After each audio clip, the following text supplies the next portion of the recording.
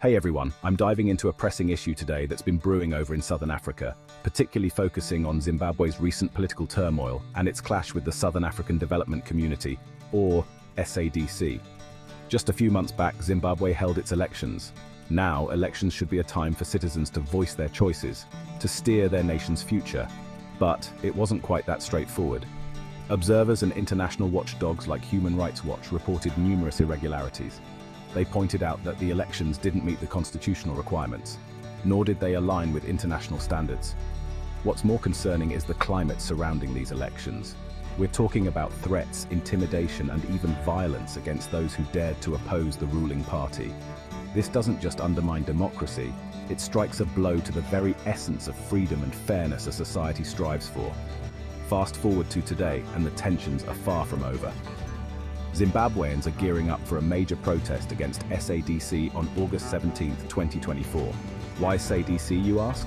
Well, this regional bloc, which is supposed to uphold democratic principles among its member states, is perceived by many in Zimbabwe as having turned a blind eye to these flawed elections. Tonderai Jikiza, a prominent voice in this movement, stresses the urgency of the matter. He's calling for SADC leaders, who are due for a summit in Zimbabwe, to finally address these glaring issues. It's a plea for justice, a call to honor the democratic processes that should govern nations justly and fairly. But this isn't just a local issue. It's a reflection of a larger, ongoing struggle for democracy and human rights in many parts of the world. When electoral integrity is compromised, and when regional bodies fail to hold their ground, it sets a precarious precedent. So, what's at stake here? It's about more than just an election. It's about the aspirations of people who demand a fair shot at shaping their future. It's about maintaining regional stability and unity under the principles of democracy and justice. As Zimbabweans stand ready to voice their concerns, the world watches.